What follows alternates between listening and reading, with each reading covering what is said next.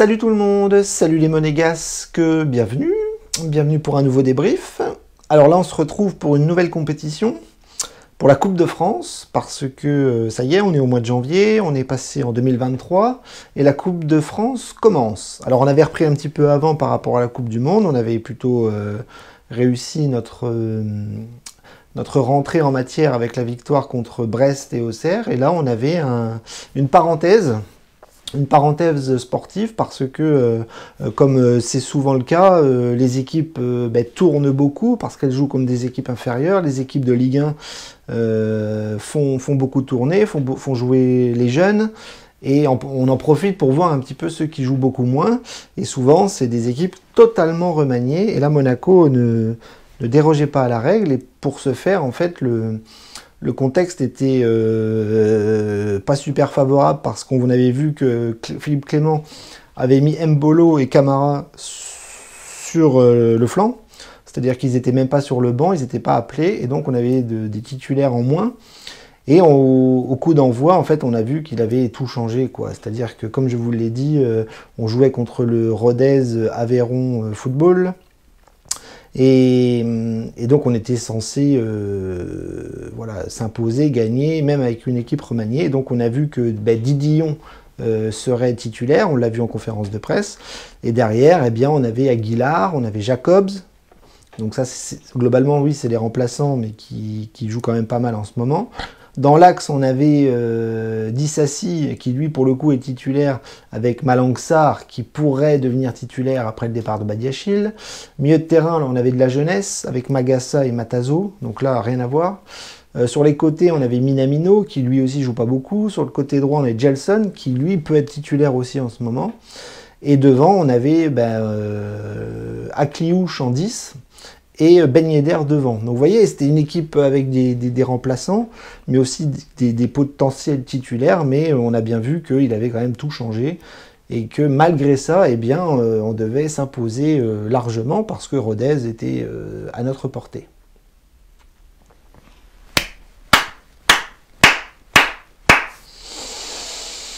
Bravo! Bravo Monaco! Éliminé d'entrée contre Rodez. Chapeau bas, hein. Chapeau bas. Et ben voilà, une catastrophe industrielle, il en fallait une. Depuis le début de saison, il y en a eu quand même pas mal, avec la Ligue des Champions, avec les affiches perdues, le jeu de Philippe Clément qui est toujours aussi dégueulasse. Et ben là, ça y est. On a atteint le point de non-retour avec l'élimination contre Rodez, une Ligue 2 en difficulté, qui vient nous battre chez nous, à Monaco, avec des joueurs qui sont censés être largement meilleurs qu'eux. Éliminé 2-2, penalty, on a tout raté, on a tout foiré, on a raté les pénaux. On a raté l'avantage au score, on a tout raté. Voilà, une première mi-temps, ça se passait bien, on avait le ballon, on était dans le jeu, c'était plutôt agréable. On marque un but, on en met un deuxième, et stop. Comme d'habitude, stop. Boum, terminé. Une occasion, une offensive de Rodez, but. Malang Sarr, à 15 km de son défenseur, tête, but, fusillé, Didillon. Eh bien, le football, c'est le football. Quand vous arrivez et que vous redonnez confiance à l'adversaire, que ce soit Marseille, Paris, le Real Madrid ou Rodez, eh bien, ça redonne le moral, ça redonne confiance. Encore plus quand on revient en deuxième mi-temps, les mains dans les poches ou les mains dans le slip, avec rien du tout. Aucune volonté de gagner, aucune volonté d'aller tuer le match, aucune volonté d'accélérer, aucune volonté de presser, aucune volonté nulle part. Eh bien, qu'est-ce qui se passe ? L'adversaire prend confiance, l'adversaire pousse, et qui vient marquer le deuxième but, un ancien de la maison, Abdenour, en fin de match, 2-2. Donc, mentalité 0, jeu 0, défense 0, attaque 0, tout 0, on a tout raté, on a tout foiré, on s'est écroulé, on les a emmenés au tir au but, en plus il n'y a plus de prolongation en ce moment, en Coupe de France, et on s'est chié dessus au tir au but, à cause de Golovin qui avait la balle de match. Voilà. Donc il n'y a rien qui va. Il y a tout qui s'écroule. Il y a une contre-performance qui va au-delà de la contre-performance parce que là, Monaco se fait lamentablement éliminer et devient la honte du football français, comme d'autres équipes de Ligue 1, j'imagine, qui sont fait sortir. On parle de Nice, je crois, et de Clermont. Eh bien, la magie de la Coupe de France, voilà, c'est magique. Ah oui, c'est magique. C'est magique quand on voit l'AS Monaco se faire éliminer par Rodez. Bravo. Bravo Philippe Clément, bravo les dirigeants, bravo les joueurs, bravo tout le monde. C'est une honte. C'est une honte. Maintenant, c'est un peu à l'image de la saison. Les supporters, c'est pas faute de le dire, qu'on ne voit pas grand-chose, qu'on est fébrile, qu'on prend des buts, qu'on n'est pas du tout serein dans le jeu, qu'on n'est pas beau, qu'on est... Enfin bref, il n'y a rien qui va depuis que Philippe Clément est arrivé. Je suis désolé. La révolution n'a pas eu lieu. Paul Mitchell n'a rien révolutionné. Et bref, il n'y a rien qui va sur le plan footballistique à Monaco. Et ce soir, ça en est la parfaite illustration. Voilà, c'est une honte. Une honte. Il faut que les joueurs et que les dirigeants aillent se cacher. Il n'y a aucune excuse, il n'y a aucun argument valable dans ce genre de prestations, puisqu'en plus, c'est des scénarios qu'on connaît par cœur. Surtout à Monaco, parce que c'est pas la première fois où on se fait sortir par des petits. Hein. Et là, il n'y a pas de magie de Coupe de France. C'est-à-dire que là, on peut s'en prendre qu'à nous-mêmes. C'est-à-dire que l'AS Monaco fait n'importe quoi depuis le début de saison. Et en Coupe de France, c'est la même. C'est la même chose. Comment on peut prendre 2 buts face à Rodez? En plus, 2 erreurs de qui? Du successeur de Badiachil?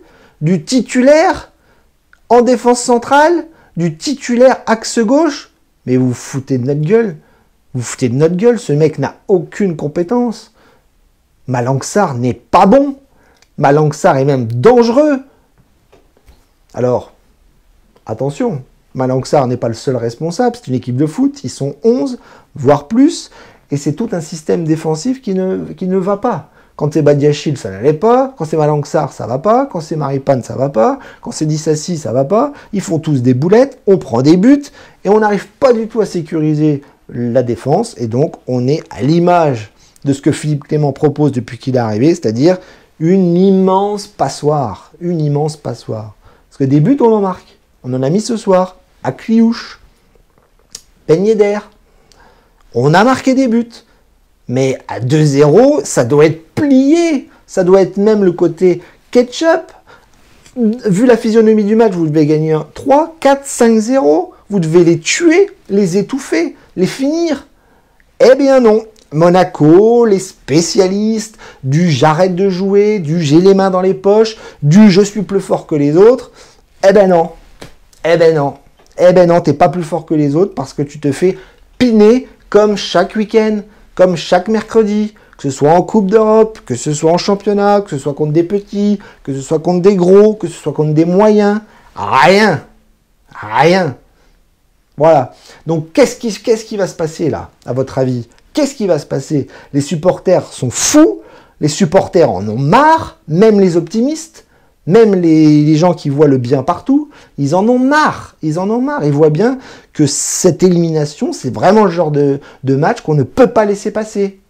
Mais c'est pas grave, puisque les dirigeants n'en ont strictement rien à cirer et vont continuer la même politique avec les mêmes personnes, avec les mêmes organisations de travail, avec les mêmes méthodes, et tout va bien.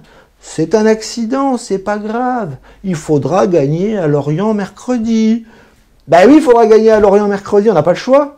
Mais là, vous sortez d'une compétition où le premier match était d'une facilité sans nom. Moi, je veux bien me faire éliminer contre Paris, contre Marseille, contre Lyon, contre Rennes, à la rigueur. Il n'y a pas de souci. Sur une affiche, sur un gros match, il n'y a pas de problème. Rodez. 17e de Ligue 2, je crois. Rodez. La première mi-temps, revoyez le match, il n'y avait rien en face, c'était facile. Avec le banc qu'on avait, on avait Caillou, on avait Golovin, on avait... Eh ben non. Eh ben non, même ça, ça n'a pas suffi. On s'est fait ridiculiser, on s'est fait piner en beauté, et fierté à Rodez et gloire à eux, parce que c'est magnifique pour eux d'éliminer un club comme l'AS Monaco. Mais là, quand vous êtes dans l'autre sens, ça fait mal. Hein. Sauf que là, depuis le début de saison, ça fait beaucoup. Ça fait beaucoup. À chaque match, on peste. Même quand on gagne, on peste. Derrière, ça va pas. On prend trop de buts. Et Philippe Clément n'a pas les armes, n'a pas les solutions. Alors on virait Kovac, on virait les autres. Ben non, Clément, tout va bien. Tout le monde il est beau, tout le monde il est content. Alors j'ai compris. Philippe Clément, c'est pas quelqu'un de casse-couille. C'est pas quelqu'un qui va faire de vagues. Clément, il fait ce qu'on lui dit. C'est un bon toutou. Il n'y a pas de souci. Et même humainement. Humainement, moi je l'aime beaucoup. Hein. Franchement, c'est un mec qui a l'air super sympa. Mais putain, au niveau football, ça va pas. On n'est pas le FC Bruges, bordel. Et quand je vois qu'au Mercato, on va aller chercher encore des mecs en Belgique, des mecs de 3 millions qui jouent à Antwerp. C'est ça les ambitions? C'est ça le Grand Monaco? Il est où le Grand Monaco? Il est plus là. Il est plus là. Je suis désolé. Alors il va encore falloir faire une remontada en Ligue 1 en janvier, février, mars, avril. Non, non, c'est bon, il y en a marre, il y en a marre. Il y en a marre de se faire démonter voilà, sur des détails comme ça, de bêtises, de manque de professionnalisme, quoi. Malang-Sarr. Bref, est-ce que je continue? Est-ce que j'analyse le match? Non, c'est un accident industriel, c'est une catastrophe.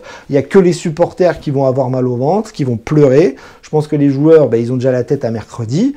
Et puis les dirigeants, ben, ça on continue, hein, surtout. Voilà, on vend les joueurs qui ont du potentiel financier. Voilà, Badiachil, on a pris 40 millions, c'est formidable. L'argent rentre dans les caisses. Mais sur le terrain, il n'y a rien, il n'y a plus rien. Même Ben Yedder, il fait la tête, quoi. Enfin bref, c'est vraiment la sinistrose complète. Et moi, j'en ai marre de devoir vivre des catastrophes pareilles parce que y a une direction qui a du mal, quoi. Il y a une direction qui a du mal et sous le terrain, ça se voit, quoi.